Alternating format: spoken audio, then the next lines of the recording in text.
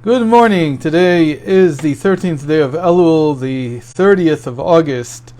We're holding by the fourth reading of Parashat Tavo, and it starts in Deuteronomy 27:1. And here we find the continuation basically of what we saw at the beginning of Parashat Re'eh, with Moses' commandment that they take stones out of the Jordan River and that they set these stones up as a monument. And here we hear that they're also supposed to set them up as an altar, and then, according to Rashi at least, take them back to the Jordan and set them up as a monument again. And a monument is not the monument that was in the time of the patriarchs. At that time, a monument was always one monolith, one single stone. Here, the monument is going to be made out of 12 different stones. Okay, so let's read what happens and why they do this whole ritual. So I'll read it again from the Vishnevsky's translation, which adds Rashi interrelated into the text. Moses, together with the elders of Israel, commanded the people, saying, "You must unceasingly safeguard all the commandments that I am commanding you this day, by assiduously studying how to properly perform them." And now he adds a lot of Rashi, and in addition, a little bit from Mam Loez, which is a book that was written in Italy in the early modern era, and he collected from a number of different midrashim. We don't even have all of them. And he writes like this: in order to reinforce the covenant between you and God, we spoke about this covenant yesterday, that it's ever renewing, it's always renewing, as well as to reinforce your commitment to maintaining it by studying the Torah. Your first order of business when you enter the land will be to ceremoniously reaffirm this covenant as follows. First, you must erect a monument commemorating your miraculous crossing of the Jordan River. So as you approach the eastern bank of the river, it will stop flowing, allowing you to cross it on dry ground. As you have been taught, you must then cross the river with the intention of driving out the nations currently occupying the land. While you are crossing, Joshua must gather 12 boulders from the riverbed into a pile tall enough to remain visible above the surface of the water after the river resumes flowing, as a memorial, a monument to your miraculous crossing. So those were the first set of 12 stones. Next, on the same day you cross the Jordan River, in order to enter the land that God, your God, is giving you, you must, at your first encampment, set up yourself a pile of 12 other boulders, which you must take from the Jordan riverbed while it was dry. So there was one that was set up within the Jordan itself, and is supposed to be high enough to be seen above the water. And the second one is taken with them to their first encampment, the first place they slept that night. It's a place called Gilgal. And then you set them up as a monument, and you must later plaster them with lime, and write upon them all the words of this Torah, as will be described presently. All this is an essential part of your crossing into the land to possess it, and is required in order for you to enter the land that God is giving you, a land flowing with milk and date and fig honey, as Avaya, God of your forefathers, has spoken to you. So that was the first two things that they needed to do. So they set up the camp and they made this first monument. Then what they did was, after you have crossed the Jordan, you must on that same day proceed directly to Shechem, between Mount Gerizim and Mount Eval. So Shechem is the city that Jacob came to when he first came back to the land of Canaan after his 20 years in Haran. And there was the whole story with Dinah and what Shimon and Levi did later. So this city, Shechem, it's in a valley between two mountains. The northern mountain is called Gerizim, and the southern mountain is called Eval. Yes, I hope so. I hope I'm not confusing them. And in the middle is this city called Shechem. And you must set up what do you do? So you go to this city Shechem, between Mount Gerizim and Mount Ebal, taking the second set of 12 boulders with you.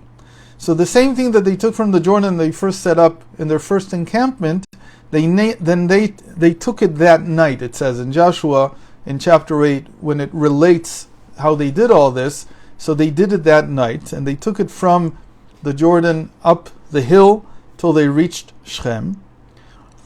And after that you must set up these same stones, regarding which I commanded you this day, on Mount Ebal as an altar. And then you must again plaster them with lime. You will thus build there an altar to Havaya your God. This altar will be constructed out of these stones.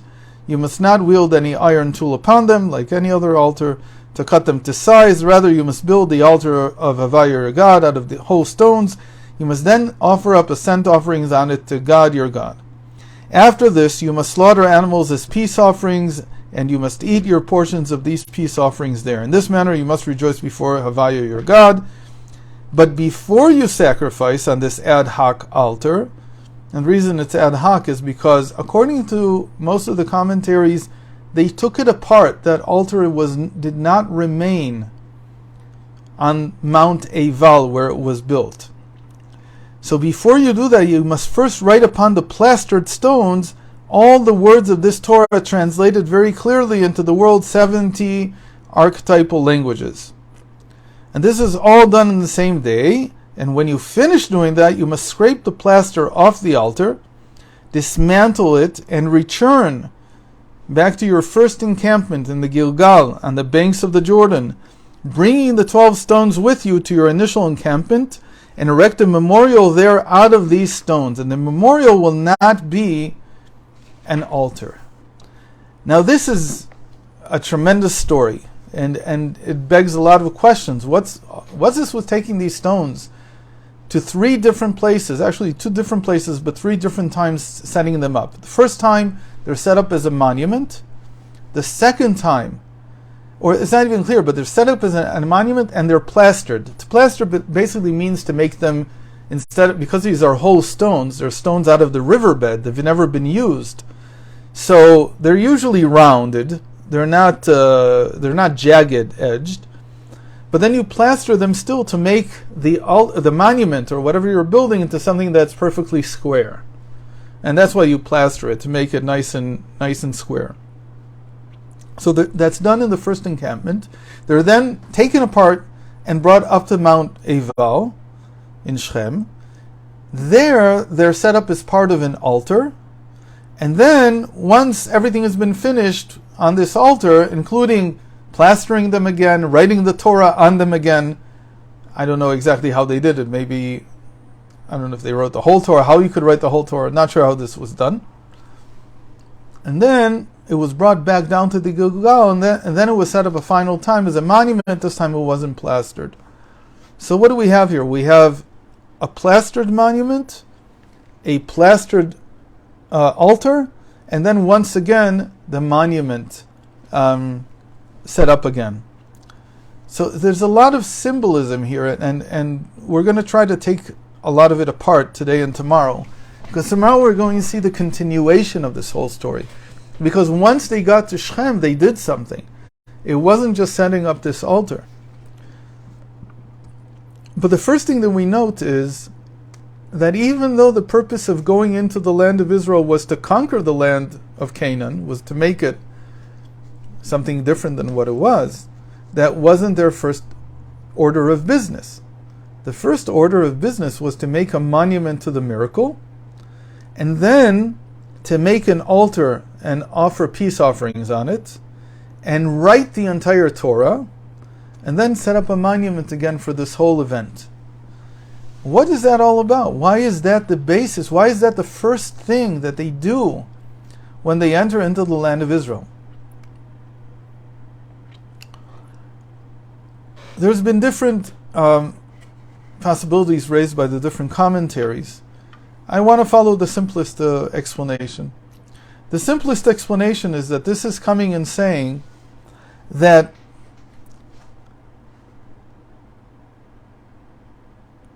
and it won't be understood unless I read the final 3 verses, which I didn't read to you. After describing this ceremony, I'm now looking at verse 9, Moses and the Levitic priests spoke to all of Israel, saying, "Pay special attention and listen, O Israel. This day," meaning that day when you do this whole process of setting up the first set of stones, taking up to Harival, bringing them back down, that day you have become a people covenantally bound to God your God. You must therefore obey God and fulfill His commandments and His rules concerning which I command you today. The Torah is saying something very simple. Whereas most people are defined by their ethnic or cultural or geographic uniformity, the Jewish people are not like that. And this opens up a whole, sometimes you could call it a bag of worms. But it's coming and saying that the Jewish people are defined first and foremost by the Torah. Meaning that before you even begin this whole process of conquering the land and having a place that you can call your own, and then you're going to call it your motherland, your fatherland, whatever you want to call it. Before you begin living together and forging a cultural identity, you first have to make this covenant of setting yourself up as a people that are bound together by the spirit of the Torah. That is what defines Judaism. And it's a very interesting idea, because what are you saying? Well, that the nation is the same thing as a religion. And that's very uncommon. It's not the way that we usually think about nations. It is something that is that is a rarity in the world. Because of this, Rav Saadia Gaon once wrote, "Einu matenu uma ela betorata." Our nation is a nation only by virtue of its Torah. Meaning that we know that there is also what we call a national spirit that develops. There's an ethnic spirit that develops. There's a geographic spirit that develops in people that live together in the same area. But this people, the people of Israel, their definition starts with the Torah. That's why you have to go up there to Mount Eval, and there's a whole thing. We already read about it in Parshat Re'eh, but we're going to read about it again tomorrow and a little bit the day after, but mostly tomorrow. And in that ritual, you will become a nation. And what is this ritual about? It's first of all about rewriting the Torah. Of saying that whatever we're going to do here, whatever we are going to become, it is predicated on our connection to the Torah. And this has been something that Jews have struggled with for thousands of years, literally. There have been all kinds of attempts in the Jewish people to set up a nation around other ideas. There have been attempts to create a national sentiment around the land. There have been attempts to create it around the culture, like Yiddish culture in Europe in the 18th and 19th centuries. There was a whole counter movement to Zionism, actually. Zionism was the one that would try to set up Jewish identity based on the land of Israel. And there was a whole counterculture that tried to set up Jewish identity based on Yiddish culture. Both of them in the end fail. They don't grab everyone. They're not able to really unify the entire people. And because of this statement that it says here, that the first thing you have to do is set up the Torah. And even though you take it apart afterwards and you move it somewhere else, these stones, they don't just represent bringing 12 tribes together. They represent bringing these 12 tribes together to serve God through the Torah.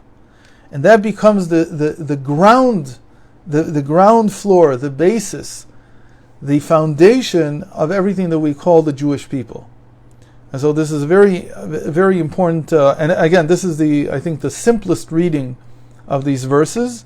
And tomorrow we'll see, what does it mean to become a people? What does it mean that you've now become a people? How is this different? How is it now? How is your status now different? What changed when after this ritual was conducted and you said, we are a people by the Torah? What were you before? You weren't a people by the Torah. What exactly did that mean? So that we'll look at in the fifth reading, because that's the topic of the fifth reading, where he then details exactly what they did in their covenant, the covenant that they made in Shechem between Har Gerizim, the mountain of Gerizim, and the mountain of Eval. So we'll see that tomorrow. Thank you for joining. Can I ask one question? Sure. Let me just close the recording.